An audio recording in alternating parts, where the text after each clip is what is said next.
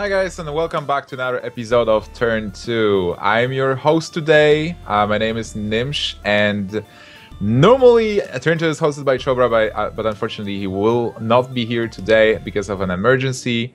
But I have two awesome guests who are Ekop and Ignite. They did play deck course before. We had Ekop on tabletop, and well, without further ado, I will allow them to introduce themselves. So Ekop, who are you and what are you doing here? I guess I'm here because I'm good at this game, right? Right? Well, Is I'm your team? Ekop. I'm from Cloud. My team is Cloud9, as you might know, and I just beat this Ignite guy who's here with us on Deck Wars 4-2. Pretty easy.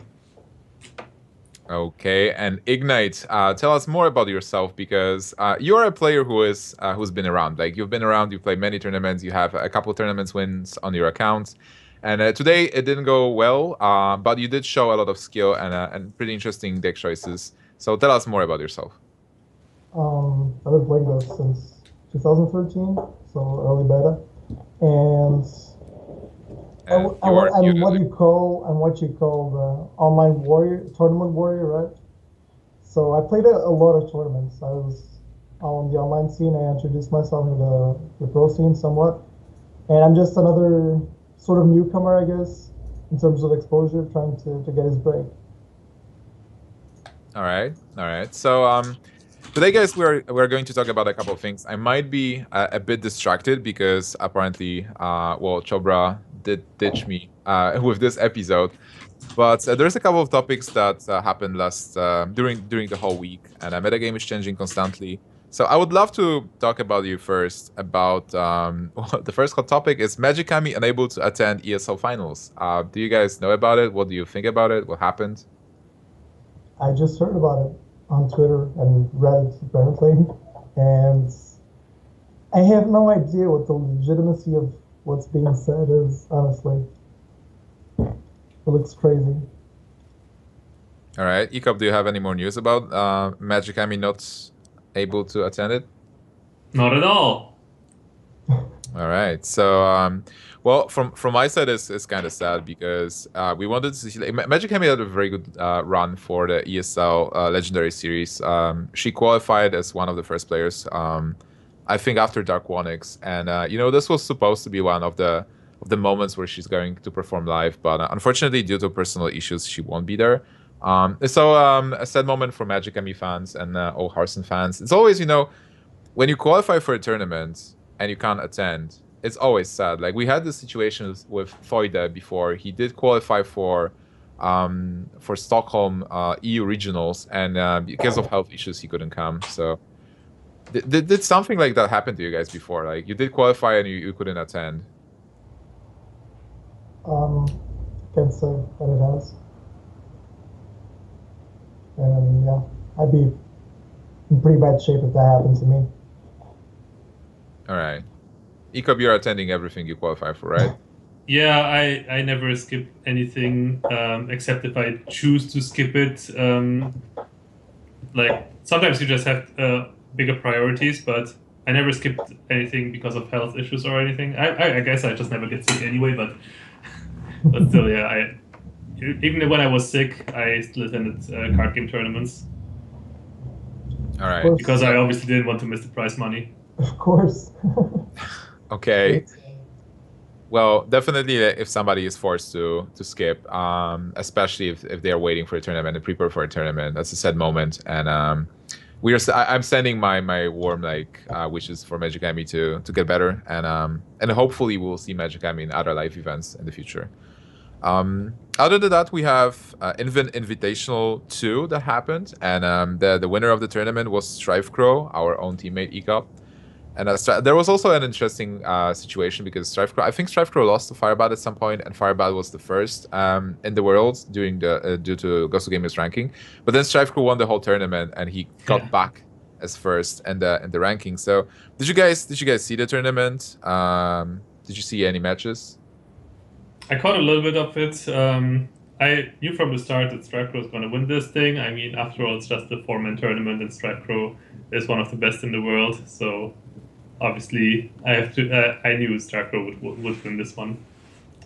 he was well prepared too. We talked about on our team Skype group about the strategy going into this tournament, and StrifeCro had a very good strategy prepared, and I was from that point on I knew that StrifeCro got this.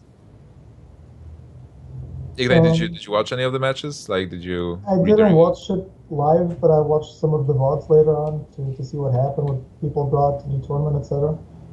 And I saw some of the games were pretty entertaining to watch. And I was actually expecting Fire to take the tournament since he was all hot from the winners bracket, but StrifeCro managed to take it back and he won the tournament. So Savige was also a favorite, and he ended up in third place. Well, it was an invitational, by the way. So like, it is. We talked about it with Shobra last week as well. So we have still some invitationals, and Ignite, you were like originally known as one of the players who was vocal about the qualifiers. Like you always talked about tournament organizers to get more qualifiers for people to get a chance to qualify. Those invitationals still exist. Like, are there? What do you think like changed right now? Like, is there more tournaments that you can qualify for from your perspective, or like can something like this, like invitational, happen from time to time, or do you still like would like to see more qualifiers? I think we have come a long way, that is for sure. I think the scene is much better. There is even more ways for people that are down low to get their breakout, their exposure.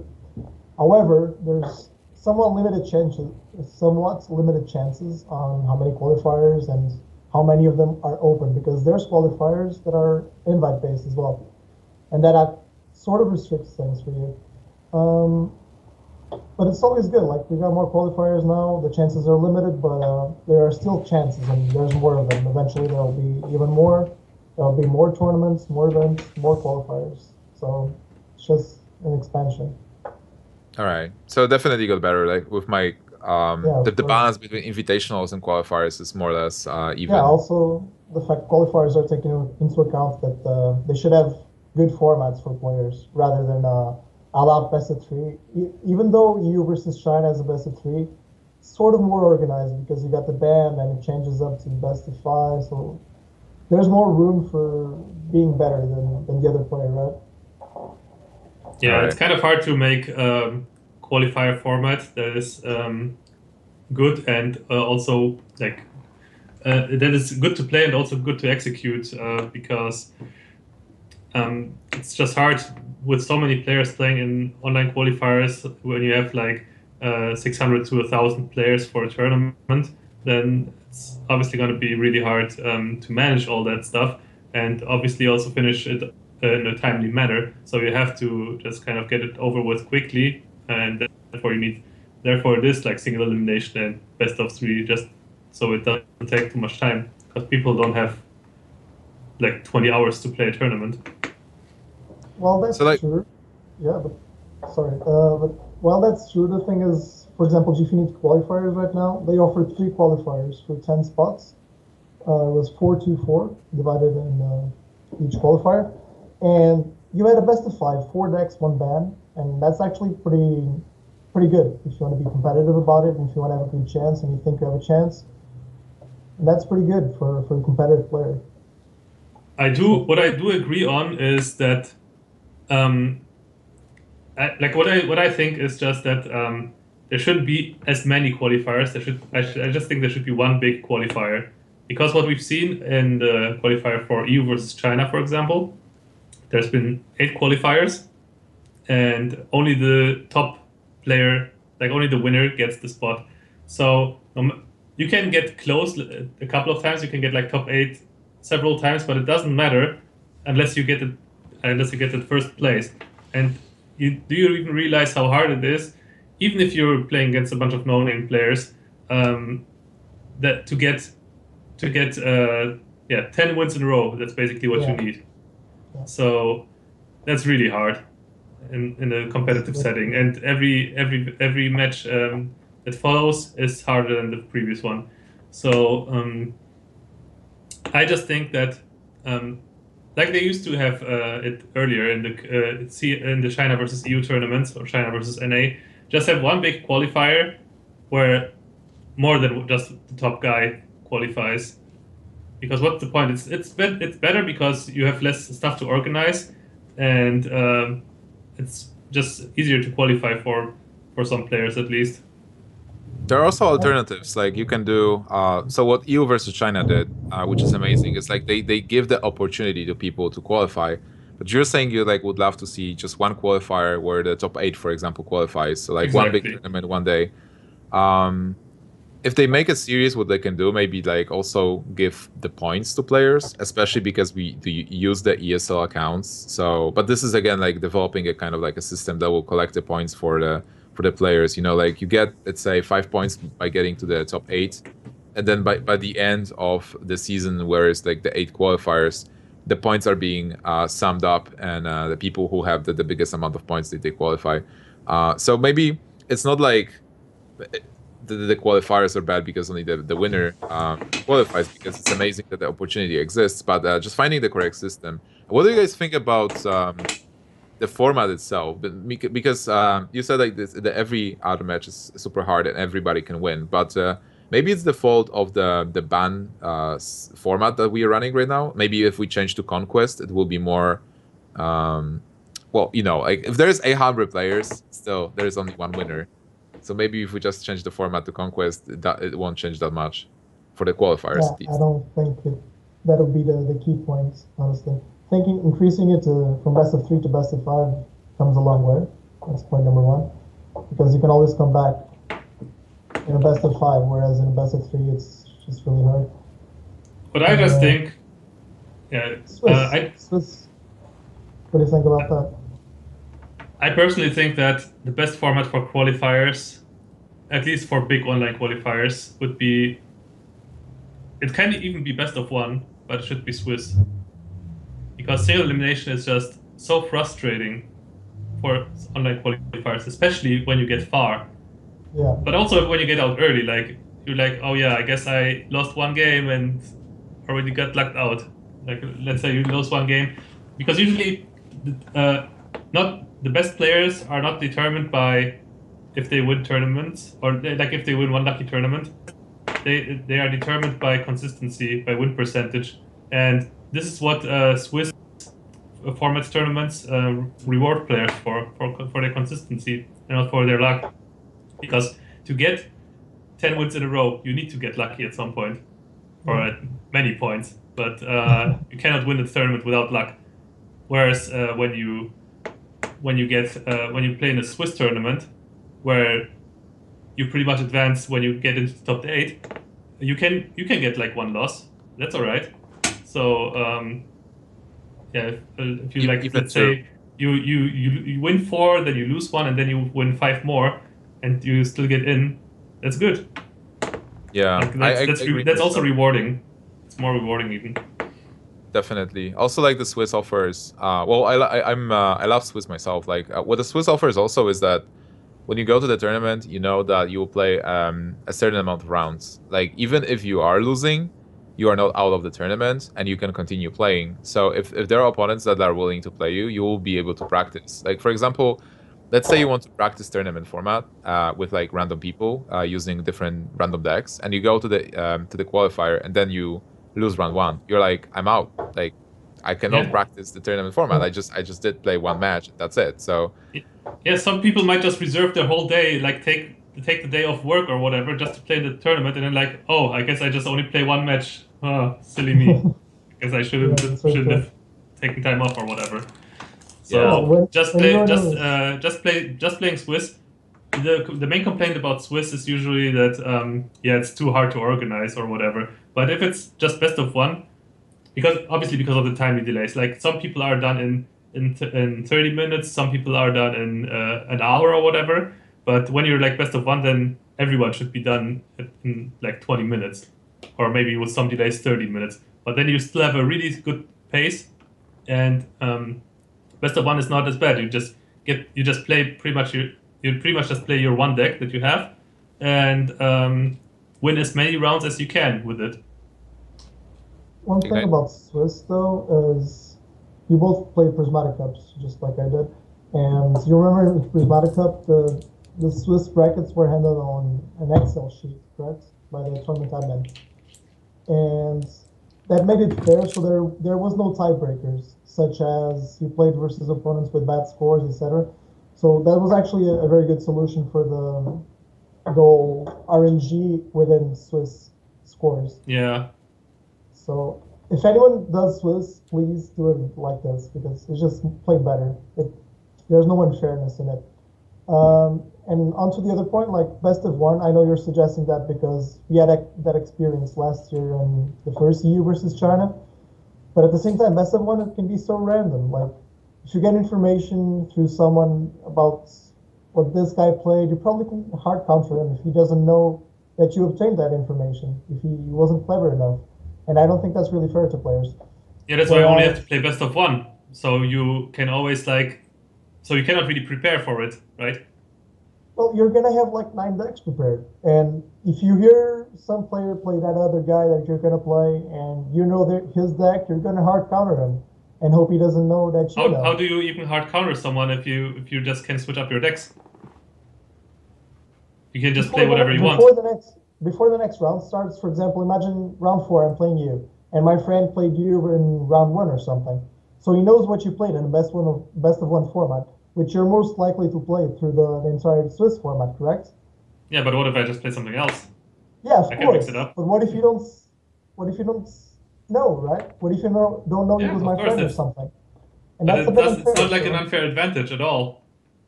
It's that information thing, though. Like, if you're not well connected, if you don't have a lot of people playing the same tournament that you know, you're probably not going to get as much information as the other guy that has a lot of friends playing it. So if you increase that to best of 3 or best of 5 or whatever, okay, sure, it's more time consuming, but you're going to determine the best players in the tournament for sure. And it's going to be fair all around, in my opinion. Yeah, the scouting is something that people do, and even if you are not willing to do the research, like while the tournament lasts, you have to at least assume that some people are doing it. So if you continue using the same pattern, using the same deck, people know each other, and like the more people play Hearthstone, the more they know each other and they share information. Especially if you play somebody from the team, it's so easy to ask like, "Hey, you played against this guy. I'm playing against him next. What did he play? Did you notice anything specific?" And people do that, so definitely watch for that. But like continuing on the topic of qualifiers, we recently had a Pinnacle free qualifier. Pinnacle, like a series of tournaments organized by Team Archon and Amaz. A pretty cool series where there is always a tournament happening for the qualifiers. This time, 3 people could make it. A stacked tournament. It is not an open qualifier. The people are invited, but there's a lot of great players playing, and we have people qualified. Forsen, Ekop, and Faramir went through all the other players in double elimination. Ekop, what can you tell us about that qualifier? Like, how did it go for you? And what are your thoughts? Well, first of all, even though people are complaining about it being an invite-only qualifier, you could apply for it. Everyone could apply for it. You just had to have the results to back it up, either in tournaments or ladder. Like both were possible. And if you're good, like people who are usually not invited to tournaments, at least they can, if they are good, they can perform well on ladder, right? And then they can just apply through that and get into the tournament that way. What? Could you apply for this one? Of course. I don't remember that being announced. Actually, no, you're right. Yeah. That was the previous one. The first and the second, you could apply for it. Yeah. Oh well, I guess that was my bad then. Yeah, I was thinking about the second one then. But at the same time, a lot of people applied for the first and second, and a lot of people that you probably don't know about, they did get invited, so that's worth mentioning. And the fact that Archon decided to pick 16 players out of that existing player pool that they've used in the past to build this qualifier, so it's still good, obviously, and it gives players chances. Yeah. Anyway, so about that qualifier, right? It had like 8 European players, 7 North American players, and a Korean player, right? As far as I remember. Yeah. And 3 European players made it. So EU greater than A, confirmed. And I'm really happy. I'm really happy that I was one of them. even though it was like a grueling journey, I got to the winners semifinals where I lost against Forsen, and I just needed to win the winners semifinals to advance already immediately, because the two winners bracket finalists advanced automatically, and then only one guy from the losers bracket, which ended up being me, qualified, which took like 4 hours, or actually 5 hours more than, or 4 hours more than it would have been if I won against Forsen. But yeah, it was really hard for European players too, which makes it that much more surprising that 3 European players made it, because the tournament started at 2 a.m. European time, and ended at like 9 a.m. So I was long journey. At the end of the tournament, I was really pissed off, and like I really was a jerk to my final opponent, and I apologized for it afterwards. But he was just, I don't know. I played from Firebat's account because I didn't have an NA account, and he was like, please confirm on Skype, and I was like, dude, who the fuck could it be? if I'm telling you I'm Ekop. Anyway, so yeah, I managed to win the losers bracket, and get the qualifier spot. It was really hard. Most of my matches were very close. It was 3-2, so that made the tournament even longer. And that was pretty tense. I have to agree. Ignite, any thoughts on that? Well, yeah, I've watched most of the tournament from Farmer's side, and I enjoyed watching what he played. And the shaman I played actually is his deck list, and I have never actually tried it before, but it looked so good on paper. I watched him play it, and it did what it was supposed to do, and beat control. Unfortunately, I didn't beat the Warlock control, but yeah, I enjoyed watching the tournament also from Death Star's stream. He was also streaming, a bit of an unknown, but is a very good player and got far, sort of. I think he got top 5 or so. And yeah, it was actually pretty entertaining to follow the qualifiers on multiple streams. I even had multi-Twitch set up and everything, so it was actually very entertaining. It's cool that people actually stream this stuff. Like even though the qualifiers, there's like no need for people to stream it. They still do share the experience. And I agree. Like Death Star is one of the best NA players. He did qualify for the NA regionals in New York, I believe. Unfortunately, he didn't go through to go to BlizzCon, but he was there. He was playing versus people like StrifeCro, Firebats, and others. I don't recall that, honestly. Yeah. I'm not sure. All right. Sure.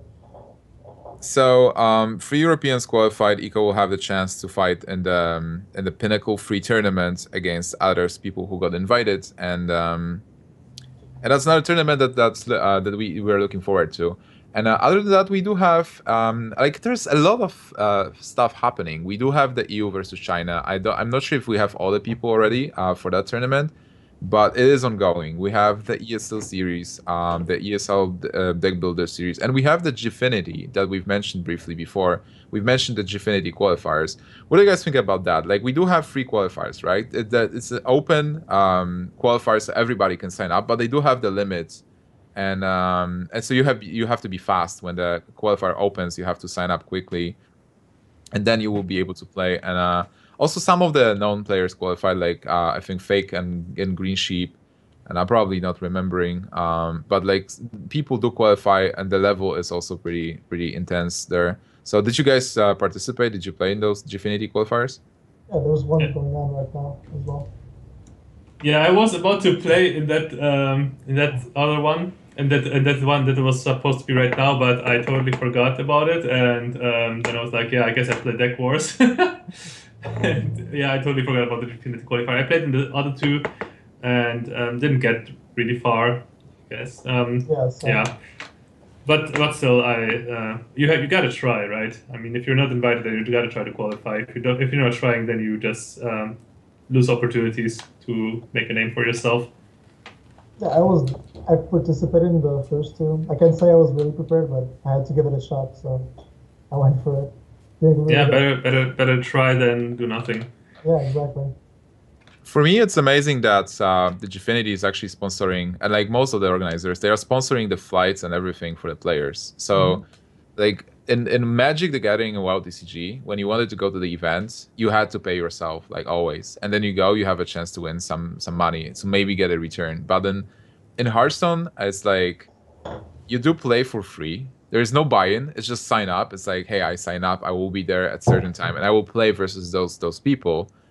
And then you win, and they actually pay everything. So you fly to like Gfinity will happen in London. There will be like a London tournament in London. So you fly to London, don't have to pay anything. They give you like a hotel, and then you just you play for money as well. It's still no buy-in. Like you don't have to pay anything to participate. You just have to qualify, and when you do, you get all the prizes for free, and then you have a chance for a bigger money, and that's amazing in Hearthstone. Yeah, that's the beauty of sponsors. Because other regular like physical card games didn't have any or had barely any sponsorships. Yeah, So the esports world makes it all possible. That's that esports money. Yeah. All right. So I only want to mention as well that Gfinity will be a series. So as far as I know, they did release a schedule at some point. I think there is a Hearthstone tournament every month. I'm not sure what will be the structure and if they keep their qualifiers, but definitely a new player in the area. And we didn't have Gfinity tournaments before, or I didn't hear about them. But right now they are like into Hearthstone. I definitely look for more from them. And you forgot about the big tournament coming up. That has been going on since previous month already. Hearthstats. Oh right, Hearthstats. Yeah, Hearthstats. Hearthstats. Wait, did they actually? Well, Hearthstats is starting at the same time as it's going to be at the same time as Pinnacle, basically. Mm-hmm. The matches are taking place starting next week from Monday and will go on until Sunday or Saturday, I guess. Those are the finals, right? The like, is it top 8 or top 16? It is 4 groups. It is 4 groups. With, 16 players total.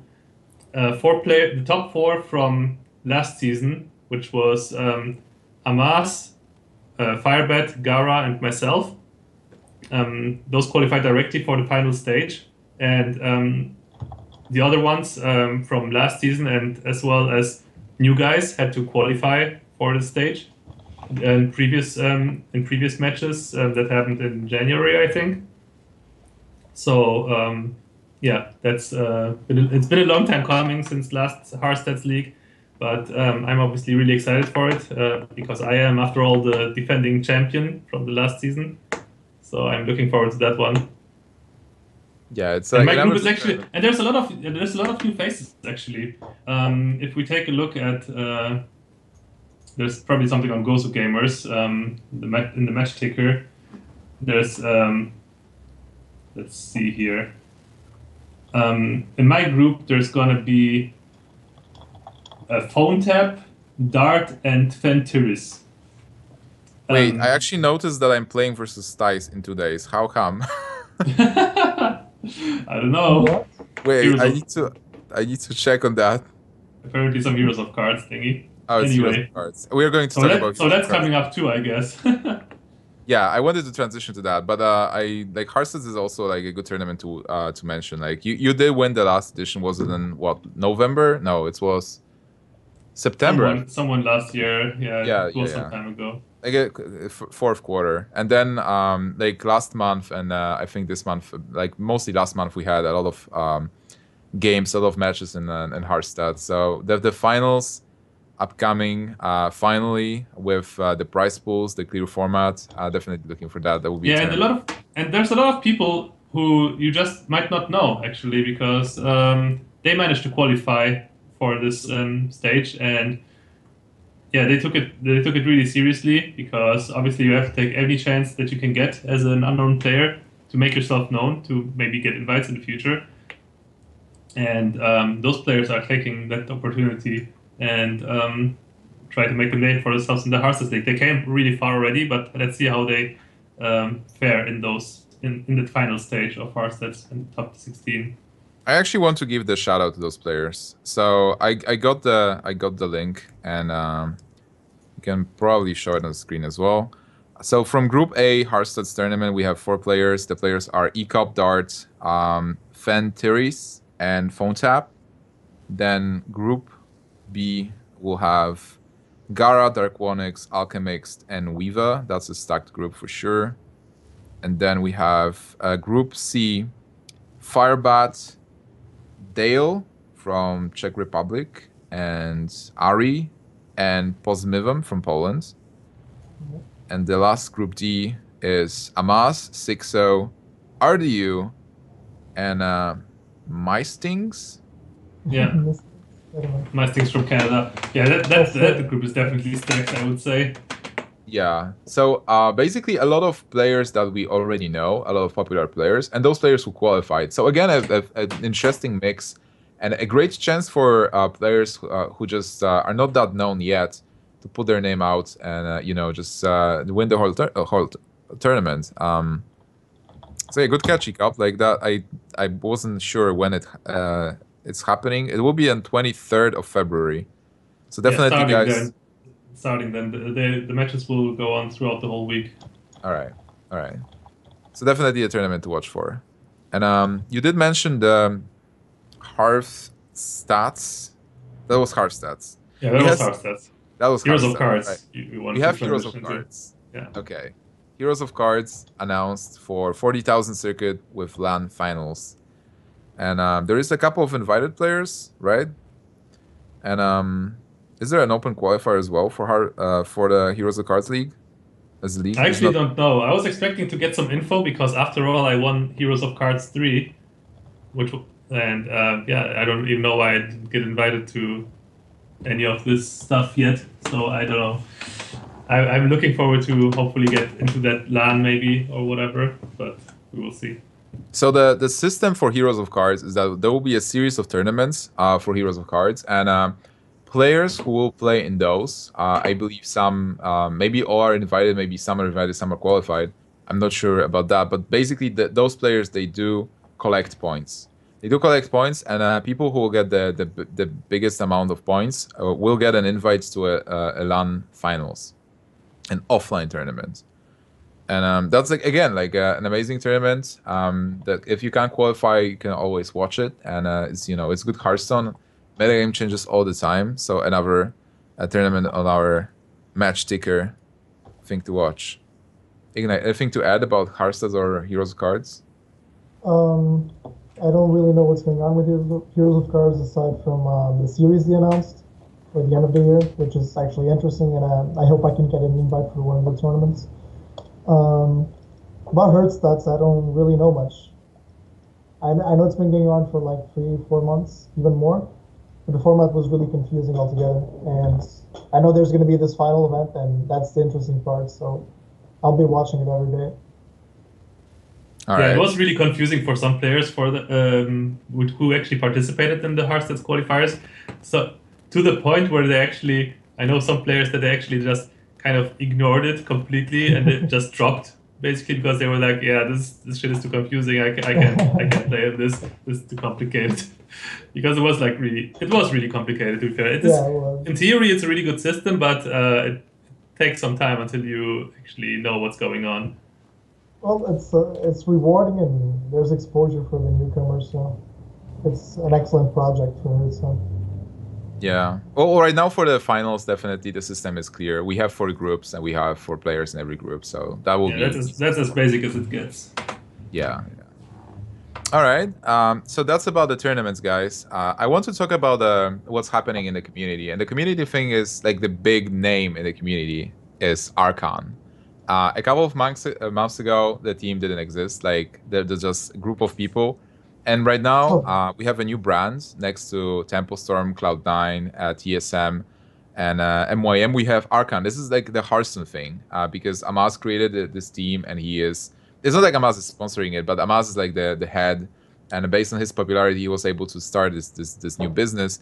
And they have amazing players like Firebat, who is the world champion, and who else is an Archon? They have Backspace, who's their manager, I believe, and Nadia. Sixo and Nadia. Sixo and Nadia. So And players. no more Hosty. Rest in peace. Hosty is the player who got not kicked, but like they did remove him from the roster. So amazing players, and we know about Archon in Hearthstone, but what do you guys think? Like, is Archon making a move now, and is there a chance for Archon to become something bigger, like Cloud9 and TSM, like expand to other games, have a CS:GO team and League of Legends, or should they stick to Hearthstone for now? I think it's a wise move to stick to Hearthstone for now. I've already seen that Tempo Storm, a team that also was founded by a player, has now expanded to other games like I think Heroes of the Storm and probably Smash Brothers. I'm not sure about that.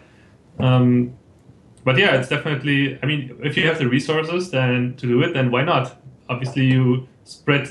You have wider popularity spread if you branch out.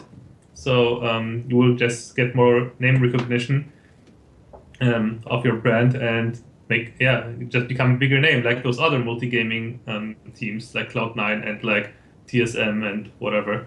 So I think it's a smart move to branch out, but it's also good to like keep a low, not a low profile, but just focus on one thing for now and gain popularity in that regard first, and then if everything goes well, branch out. Don't bite off more than you can chew, I would say. I think Archon is doing smart decisions for now. Yeah,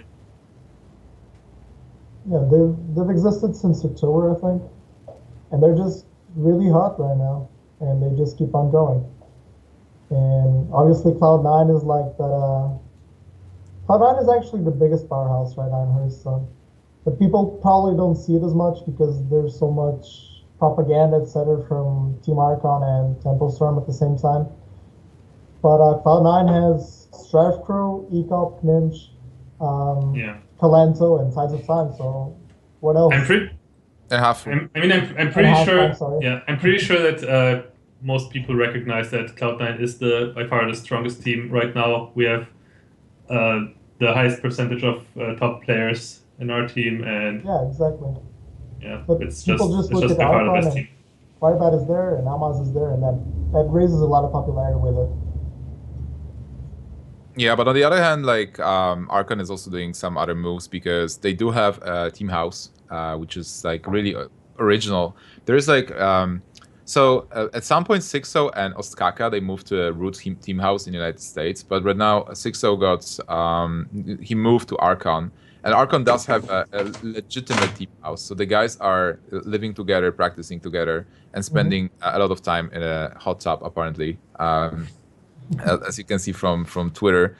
But they also have the Pinnacle series that we discussed. So it's like whenever you look at Archon, there is actually a pretty good interview on Ghost of Gamers that sparked the topic as well. Whenever you look at Hearthstone, you see Archon because there are tournaments, team houses, team drama, and also like great players. So do you think like maybe team houses and tournaments like that, is this like a future of Hearthstone? Should teams to get more exposure should they start doing stuff like this? I don't think team houses are actually necessary at all in Hearthstone. I mean, for other games that require extended amounts of training and practicing as a team, like Counter-Strike, like Dota or League of Legends, where the players have to basically have the same schedule if they, let's say, live, like some players live in Asia, some in EU, some in US, they have to set the same schedule to be able to practice together for an extended amount of time. And the only way to accomplish that is by living in a team house together and having the same schedule by nature. In Hearthstone, that's not the case. You can just you don't need a team house because Hearthstone, after all, is a 1-versus-1 competition, and you don't need to practice as much with your teammates. It's sufficient if you just talk to your teammates about decks and sometimes test with them. So test specific strategies with them. but definitely not necessary to like live together just to adapt schedules. Ignite, do you agree? I guess I gotta agree that it's not a team game, so it's not a lull, so you don't have to be always in consensus because they're gonna be playing a lot of lands as 5 people, so they gotta get into the mood of being 5 in the same room at the same time playing all the time. With Hearthstone, though, obviously that's much more flexible, but I don't disagree. Like, it's a good ambience that the team house gives to the players, so it breeds a lifestyle that's probably going to breed better play and better organization towards the game because you're going to love it more and more. It's like it's rewarding. You have to agree with that. So they might enjoy it, they might not. Like people just prefer living at home. It depends from person to person, obviously. But if they enjoy that, then it's great for them. Yeah, and it's also great to increase the publicity. It's just a good PR move, basically. Because as we've seen, like Archon House has been all over social media, and people have been talking about it. And yeah, it's just good publicity in general. And it also gives on the outside people like it's apparent that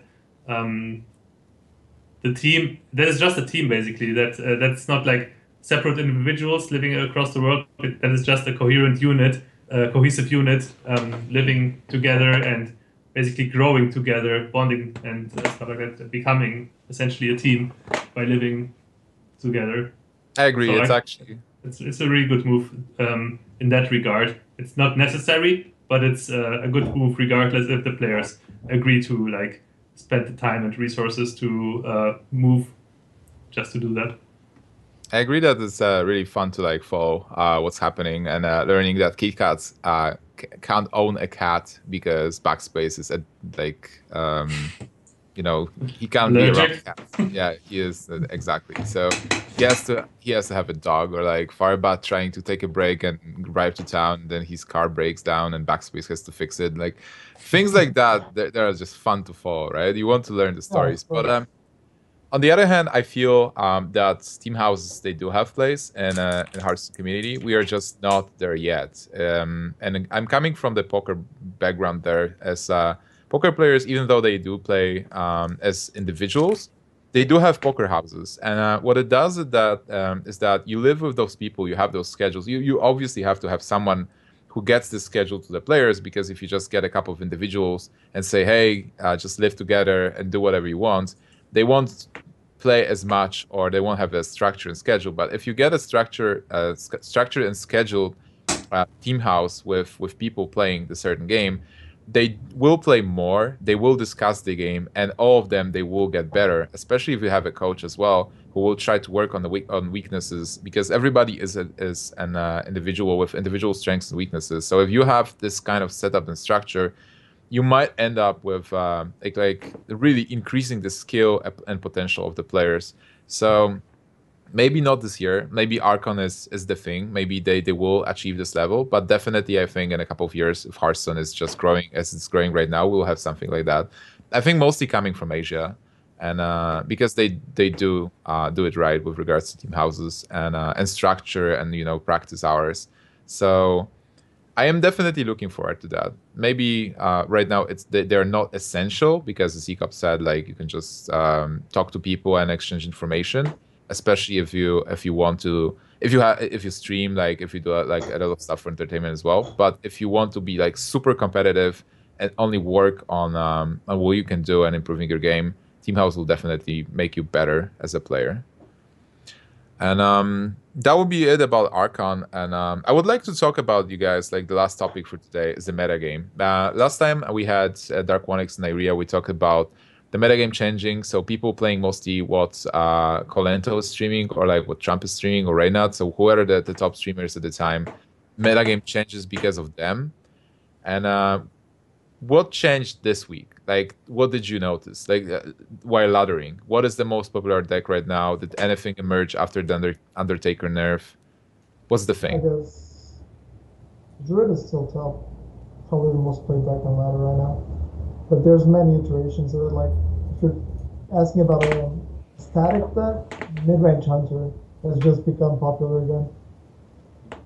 And I think it was a week ago that Sen X, the player, made his own build and got rank 1 on NA, I believe, or EU, I'm not sure, but with mid-range hunter.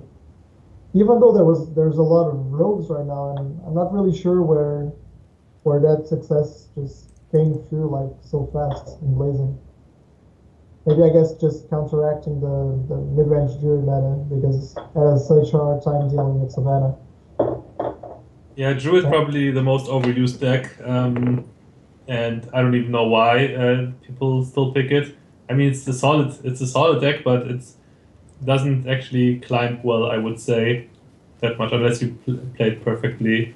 And yeah, other decks just can outshine Druid very easily. And I think that Rogue is just very, very strong right now. It beats a lot of classes that are seeing play on ladder. And also Hunter is the popularity of Hunter, I think, like the returning popularity of Hunter, no matter if it's face Hunter or mid-range Hunter, is based on the rising popularity of Rogue, because Hunters do counter Rogues fairly well. And honestly, I think Oil Rogue actually counters face Hunter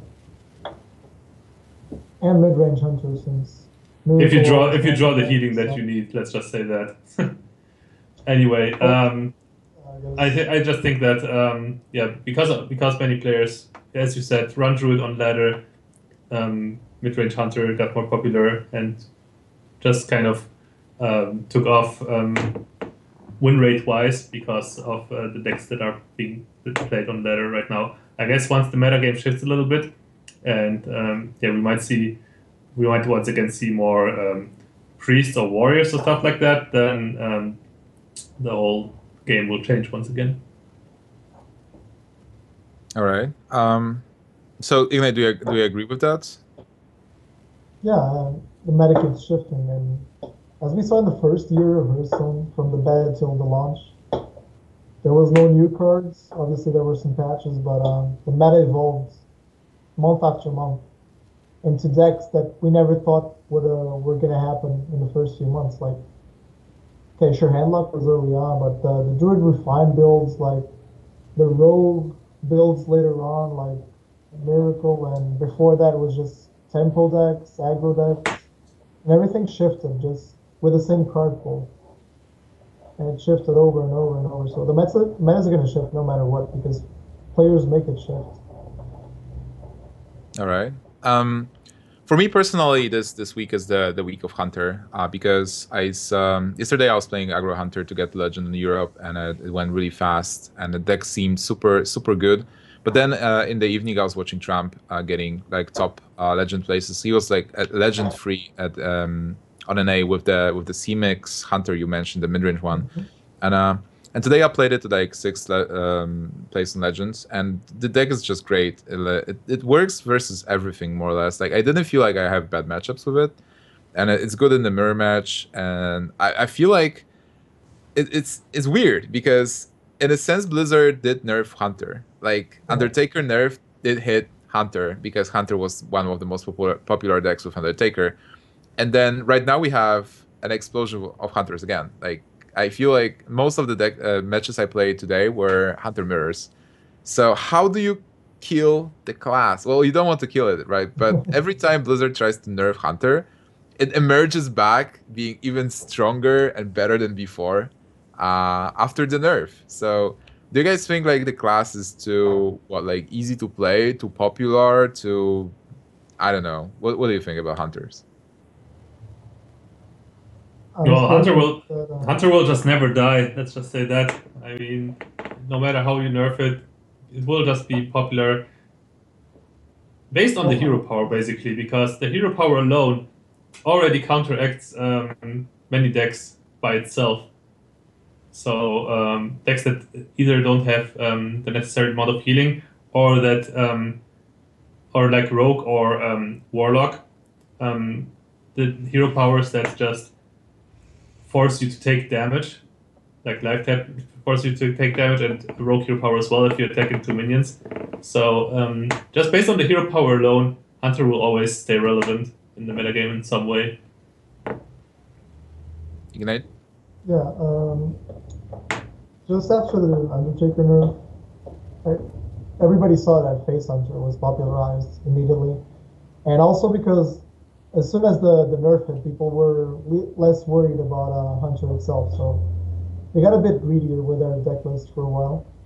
And Face Hunter came in, and the meta shifted again. People started being a little more reserved again, etc. But at that exact time, if Mid Hunter came in, I don't think it would have been as good as it is right now, because it was a long process of about 3 weeks until 2 weeks actually, until Druid became mainstream, like the most popular deck without a doubt, class. I mean, and because of that, Mid Hunter is good again.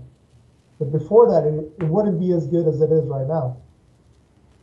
So it still boggles my mind. Again, So it's still mind-boggling to me, though. How could Druid ever become the most popular class? Because wasn't like Mech some time ago the most popular class, and Mech usually beats any kind of Druid. So how the hell did Druid become popular through Mech? What is the basis on that? I don't even know. I don't even know. Like it's like 40% Druid, 30% Mech or something. I read. What, Druid versus Mech? No, I mean in the meta game. Yeah, being played on ladder. Yeah, it's actually interesting because Mech has a good matchup versus Druid, and I'm facing a lot of Druids, and people play Druids. Maybe because people just love the deck and the class. Yeah, and when you see a lot of Druids, you just go and play Mech on ladder. That's what I've been doing. It works. Either that, or you play the mirror match and you leave it up to chance. But you're getting a really favored matchup already, which is going to happen frequently. All right, guys, we need to take a 30-second break. So just give us a second. We need to fix the cameras. We'll be back in 30 seconds.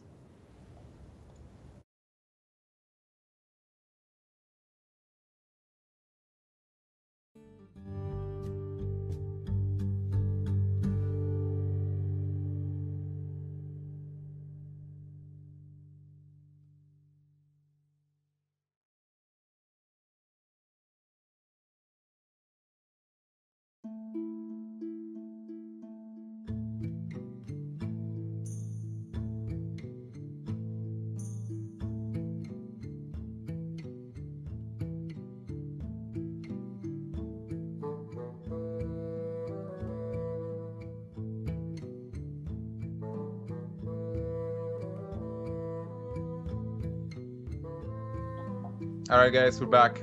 Sorry for that. Okay, so back on topic of the meta game. We talked about the Druids. We talked about what do you guys think about Mech right now? In the era of Hunter returning, because Hunter has a good matchup versus Mech. Both I feel midrange and the aggro Hunter as well. Is Mech going to die right now? Like people will slowly stop playing it? I think Mech is good versus midrange Hunter. Shouldn't it be? Well, Mech is definitely always going to be viable. It's a really strong deck by itself. A lot of synergy, obviously, and a really good aggressive deck. And it beats Druid, obviously, which is one of the most popular decks. So, and if it, I don't know how the matchup against midrange Hunter is because I haven't tested it yet. But if you say Ignite that it's going to be good, then Mech will definitely stay a force in the metagame. I'm just thinking in theory, because if you ramp up faster than a Hunter, and right now the Hunter list is going to ramp up slower, most definitely. If you're able to freeze them up, and they're going to kill their bows for sure, so they're going to have dead turns. I just think in theory, it ramps up better than the Hunter will. And by the time a Savannah comes down, you're setting up for a 2-turn lethal or so. The thing is, like, in theory, you're right, because in theory, you should have, as a midrange Hunter, you should have unstable hands. And, you know, just the Mage will snowball, but in practice, it's like you do have Hunter Creeper, you do have Juggler, you do have Mad Scientist and Secret. So if you are able to get the normal hand with early minions, you are going to trade with Mech. And if you are trading, they can't snowball. So you do stop them. And then mid-game happens. And Both of you, you play piloted shredders and you have weapons. He doesn't. So if you got the chuggers out of the way, you will be able to get care of the board and enter turn 6-7 where you're, let's say, at 15 health because you were taking some damage, and they're at maybe 25. But you play high main and they top deck like a Cogmaster, or they top deck a technician. So you always do have better minions, and they don't have charge. They have only the fireballs. So basically, if you keep yourself, like, you start winning from there. Like if you maintain the early game, you start winning from turn 5-6 because you have bigger minions like Sludge Belchers and high mains. Yeah, me too. You definitely need to save guys in mid game.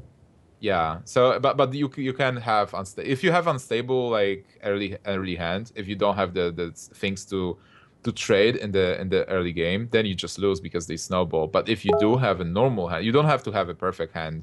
It's like, coin Haunted Creeper into Juggler, trade, hit with the knives. You don't have to have that. Just you need to have normal, standard, like say Mad Scientist or even Haunted Creeper on 2 without the 1-drop to be able to respond to their stuff, and then you have a good chance. Having a bow as well to counter the Mech Warper in case it does. Because Mech Warper, it snowballs the game right there. If you don't care to deal with it. Also, Blast Mage is a really big idea versus Hunter, obviously. Just helps shaves off, like, imagine there's a Leok, it's gonna help kill that Leok for sure. Or a Mission, or there's a Huffer, it's gonna die. Yeah, exactly. Presented 4 damage. Sure. Basically a matchup to test. Like, at least it's 50-50. If not, I would give the edge to the player who's more experienced with the matchup. Yeah. All right. Like, do you guys have any more news about metagame, or is like the thing standard? Anything to add? Well, I played a lot of Paladin and that's top 10, so that was good. Are you top 10 with Paladin? The control version? I played only Paladin. Tempo or control? What's the difference? Well, like, okay. 1 equality, 2 equalities, kill Fuzza, no kill Fuzza. And then it's not control, I guess. Okay, it's tempo Paladin. Yeah, Warlock's in a really weird situation right now. Like, yeah, because Handlock is pretty much unplayable. Yeah, I suppose so, because even Druid right now beats Handlock pretty much. Not even. It always beats Handlock. It used to be sketchier, to be honest, but the meta I stand by my statement that Druid always beats Warlock. Yeah, but there's the Warlock you play. There's the combo Warlock still. There's a more control-oriented combo Warlock. There's the Demon Lock that Palento plays. There's even more Demon Lock skills, etc. And there's so many builds for Warlock right now.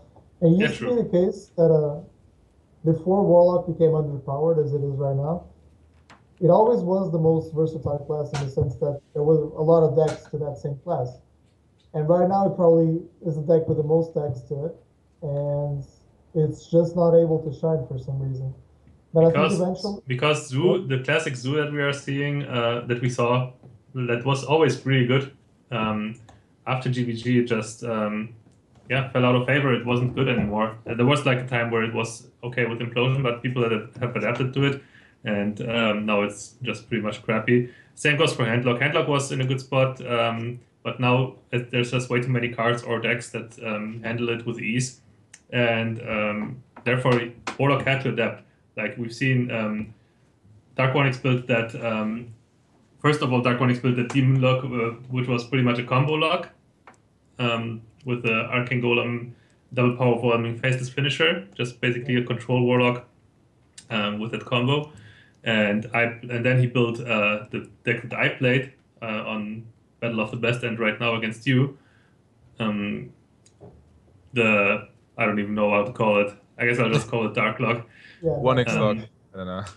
The Deep Dark Fantasy. That one is also performing very well in general. And obviously you cannot like the current iteration of Zoo, if there's any, it's got to be the one with demons as well, like with white collars and power warmings and stuff like that. The thing about Zoo right now is if you're gonna play Zoo, it's because of Druid. But if you're gonna play Mage, why bring Zoo? So unless you want to bring Freeze in your lineup or Fatigue or something, you might bring Zoo for a very specific purpose, but otherwise, Zoo is just overshadowed by Mech Mage right now because it did exactly what Zoo did, and it's much more aggressive.